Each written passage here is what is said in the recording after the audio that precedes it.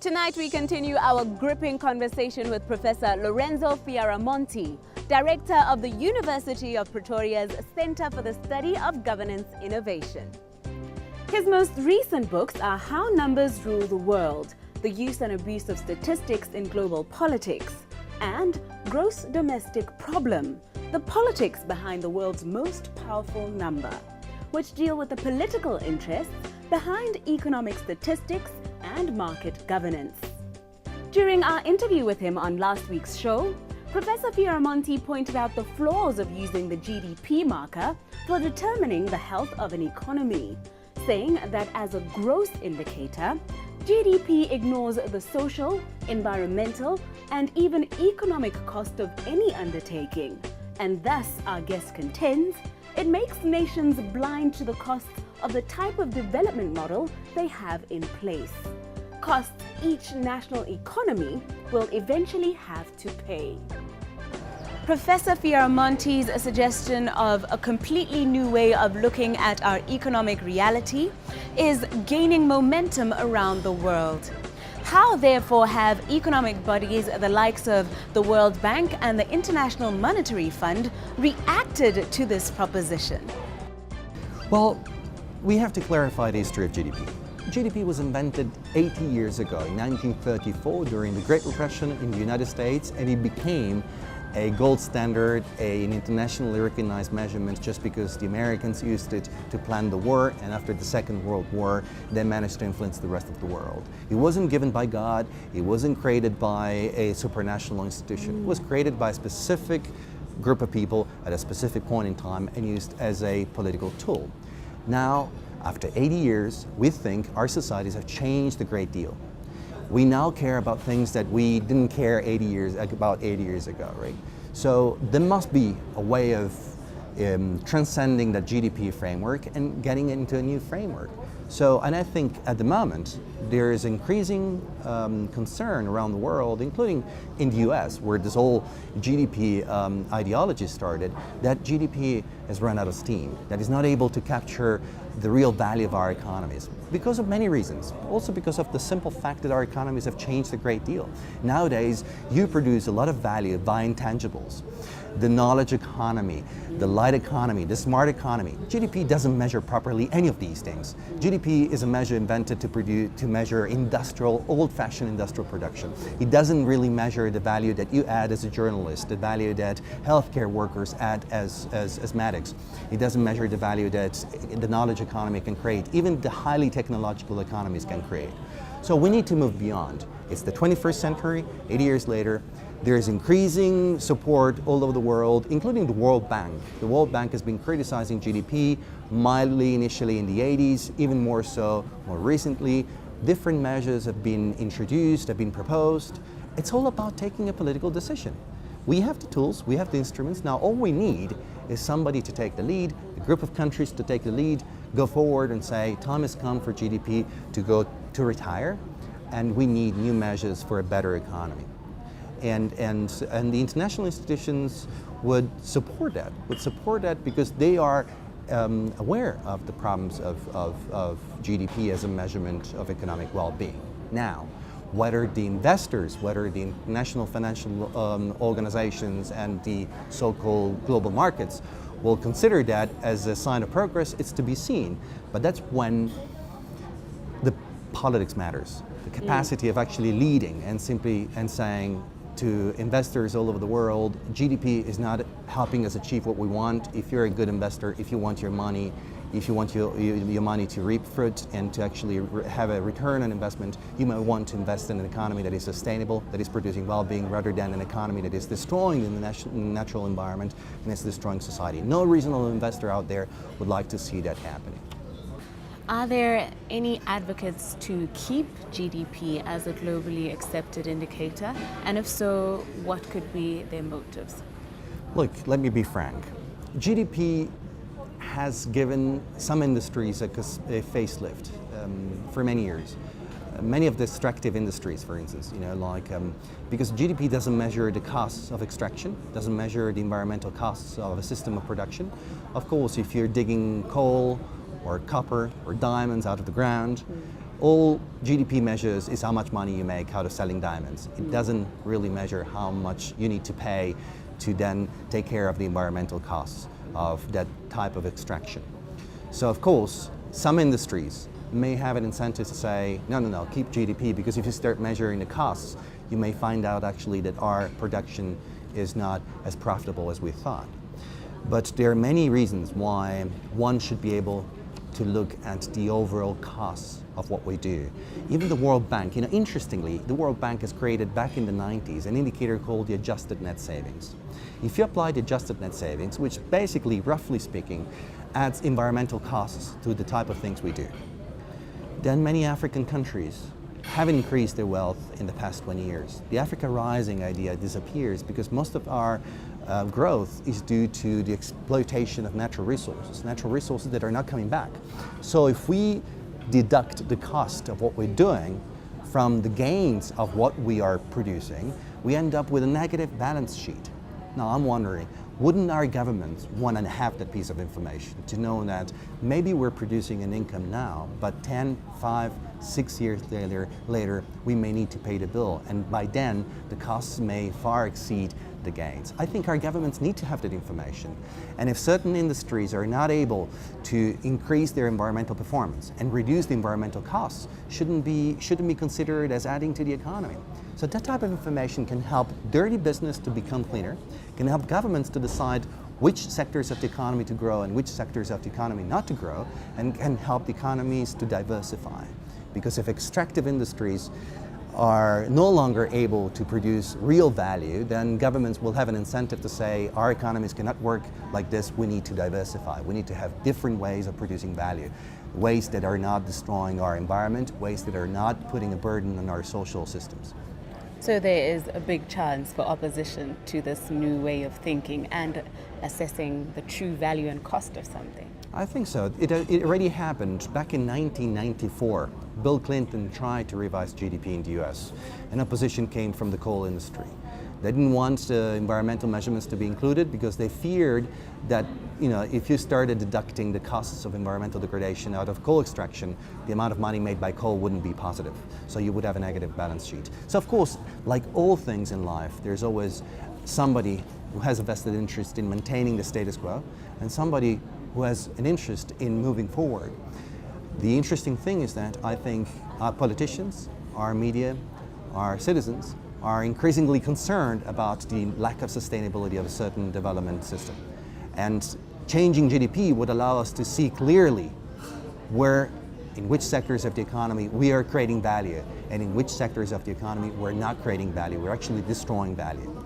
That piece of information is fundamental if we want to achieve the sustainable development goals, if we want to achieve like a real African renaissance, if we want to build a society that is resilient and creating well-being for everybody, not just for the few and not just for the present generation, but also for the future generations. And this is extremely important for African countries, because one of the reasons why African countries haven't been able to diversify their economies, to create a regional market in which to trade locally more than trade externally, has been that GDP told them that it was just fine to keep digging holes into the ground and selling those raw materials to the outside world.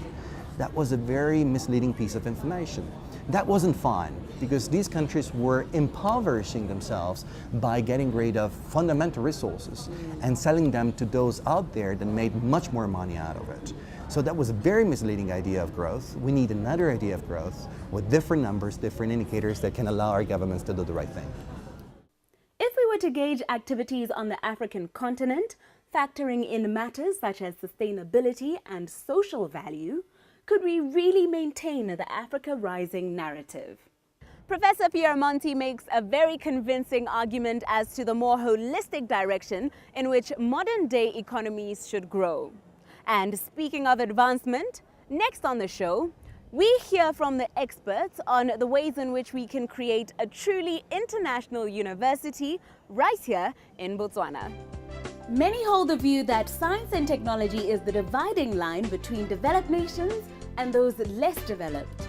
The thinking is that developing countries cannot hope to prosper in an increasingly competitive global economy if they do not build the appropriate science and technology capacity to produce more value-added goods and services.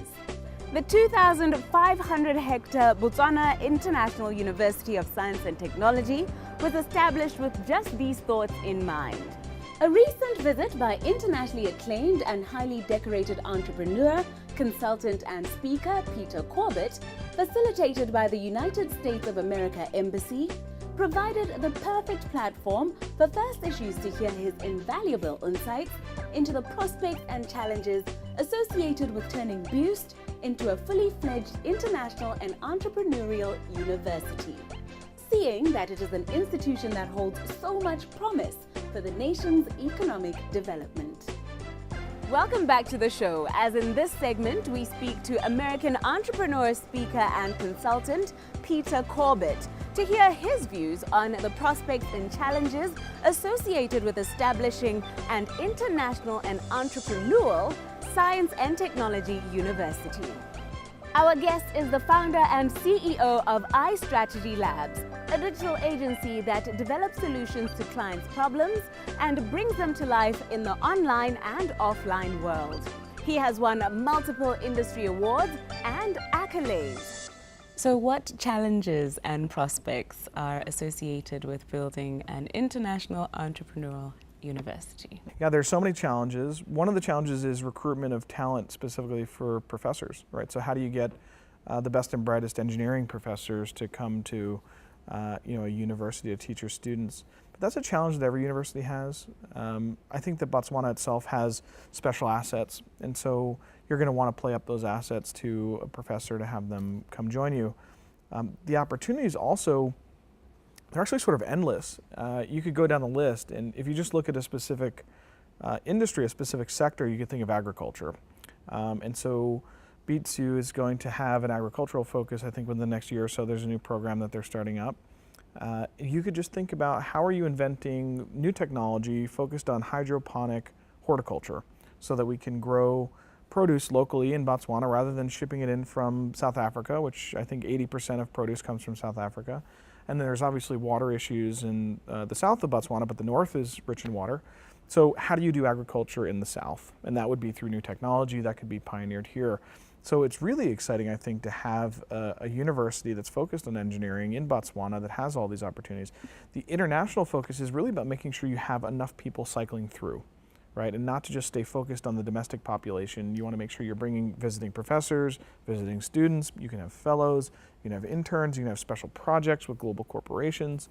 And thankfully, that recipe has already been written. There are universities all over the world in emerging markets that are doing exactly this, and just because there's a new university here doesn't mean you have to figure it all out for the first time. You can benefit from all the hard strategy work others have done in the past.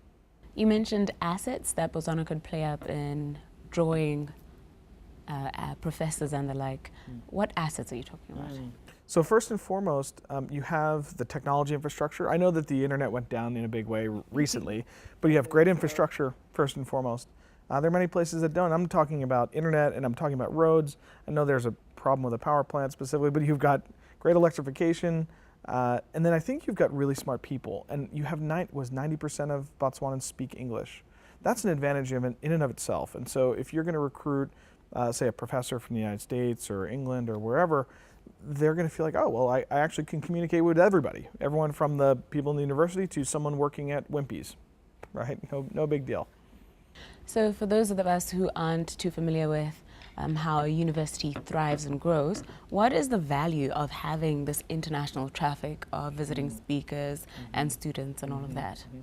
So university is really just a place for brains to bump into each other. That's what it's always been about. And so at the core of it, you've got a professor's brain that bumps into a student's, and the student's brain gets better. Maybe the professor's brain gets better too. Maybe they learn something. And so a university, if that is really at its core what it is, and if you bring in international people, they're just going to bring new ideas, new expertise, a new perspective. I was at Pt2 University, it was yesterday or the day before, and they graduate somewhere around, I think it's 500 computer science students each year. And they have a problem that not all of those students are finding employment. And I'm an international visitor, and the solution was very obvious to me. And so the solution for them specifically is set up remote working environments so that they can get programming jobs from the United States and elsewhere. and make a US wage. You make $5, $10, $20 an hour US doing PHP programming, which is what all the students are being paid. The average hourly wage in Botswana is $1 an hour. That's obvious to me. And the university was thinking, oh my God, this would be perfect. And we can make it a part of the curriculum, and we can teach them how to use those remote tools, and then we can market them, and we can certify them locally so that the businesses using them feel comfortable using Botswana talent. So I think international visitors, whether they stay for a day or they stay for a year, bring a perspective that lets them see things that are obvious, that if you're inside it all day, you can't fully see. Peter readily shares insight into Botswana's educational and economic status quo relative to other countries. We wanted to know what particular experiences of his have informed these particular views. All of my experiences have formed my perspective, but specifically, I'm here in Botswana this week at the invitation of the U.S. State Department. And so the State Department also had brought me to Cairo a couple years ago during the revolution. So it was a really difficult time in Egypt. And I visited, I think, 3 universities and mentored a bunch of students and startups and all the rest. Putting it in context, Botswana is leaps and bounds beyond Egypt. The local talent is stronger. The infrastructure is so much better. Now, mind you, you haven't gone through a violent revolution in the past, ever, and which is another asset of Botswana, right? The stability of the country itself from a political point of view and a social point of view. I've also been to Delhi, Mumbai, Bangalore, Singapore, Jakarta, Kuala Lumpur, 40 countries in the past 7 years, 50 major global cities, and usually doing this kind of work. And so when you start to do that, you start to see, wow, Botswana's challenges are no different from anybody else's. Actually, they have more of an opportunity than many other places. Just Moscow, for example. Moscow is a big city, it's a very wealthy city. However, corruption is so rampant, it's hard to get anything done, right? And your corruption is very low, which is another asset, right? So that's been crucial. Being able to go to so many places and speak with so many entrepreneurs and academics has been really useful in helping me form I think a global perspective that can accurately place a emerging economy in its context. We hope you enjoyed what we think was a truly re-energizing perspective. When we return, we see how the average business person could maximize on their time and money by rethinking their views on electronic banking solutions. Welcome back. As in this final segment of the show, we look at the various electronic banking solutions available to local business. According to global management consulting firm McKinsey & Company, in this modern world, the impact of always-on communications, the growing complexity of global organizations, and the pressures imposed by profound economic uncertainty have all added to a feeling in the workplace that there are simply not enough hours in the day to get things done. And in this context, the value of computers, operating systems and applications in the production, communication and administration processes in helping attain a company's goals and maximizing productivity during working hours can never be disregarded. And whilst electronic banking solutions have practically become a second nature to many across the globe, many Botswana still hesitate when it comes to navigating away from more traditional means of banking to more modern and efficient solutions. Many still endure the administration of making time for the bank during the workday and queuing for long hours, especially at month end, despite the efforts of banks to reduce such traffic. Simple transactions such as making a money transfer, a deposit, or getting a bank statement can take up to several hours on a bad day, whereas a few strokes of a keyboard could easily get these done in a few minutes. Our guest this evening reminds us that there are quicker and cheaper ways for business to get their banking and financial dealings done that could save up to several hours of valuable time for more important tasks. Grace Satlaramankanku, an executive at one of the local commercial banks, is here to get local business at par with their international counterparts by addressing these questions and more. First, we ask her what concerns have been identified as keeping members of the business community from e-solutions, the fears that are fueling this particular form of technophobia. I think it's mainly just change. You know, something different, something new is not easily taken up. So the onus is on us as a bank to educate and make our customers feel more comfortable with these products. And that is why the kind of conversations that you should see going forward whenever you walk into our branches or when you have a conversation with your relationship manager will really be more about the convenience of the e-channels, what the e-channels are doing for you, what, you know, why e and why not manual. So that is what we are focused on going forward. Some of these convenience channels are older and some are newer, as you have explained. How has the general uptake of electronic solutions been by Botswana businesses? It's been slow, I must say, but in the past 2 years, we've really also started really driving migration from what we usually call our bricks or manual channels, which is mostly brick and mortar, where customers get into a branch and ask you to do the transfer. So we've seen an uptick of customers more taking it up, but we've now stepped it up a notch. What we are introducing are migrators, people that are now actually saying to the client, do you realize that you can save time and money by moving on to these more convenient channels?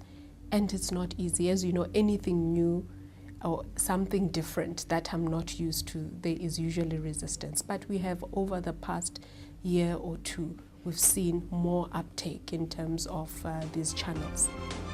The rate at which technology use is embraced at a national, corporate and even individual level appears to hold immeasurable ramifications for the nation at large. So it is something we could all look into a little deeper. Well, until next week and another issue of interest, I, Nameto Sibina, the team behind First Issues and our sponsors First National Bank, wish you a good night and pleasant viewing.